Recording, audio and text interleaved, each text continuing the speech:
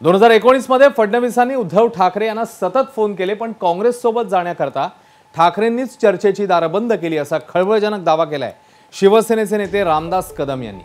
2019 मधली ही घटना फडणवीसांचा उद्धव ठाकरेंना सतत फोन झालेला होता, मात्र काँग्रेस सोबत जाण्यासाठी ठाकरेंनी चर्चेची दारं बंद केली असं म्हणणं आहे रामदास कदम यांचं। आणि 2019 मधल्या या घटनांचा मी साक्षीदार आहे असंही ते दावा करतात।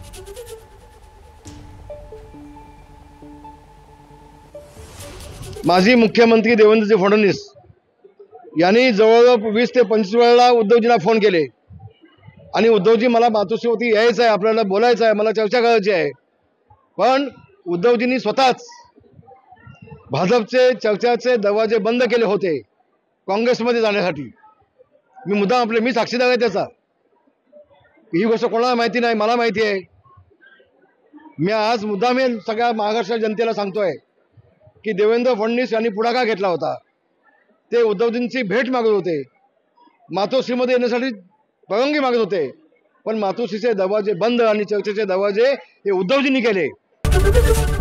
एबीपी माझा, उघडा डोळे बघा नीट।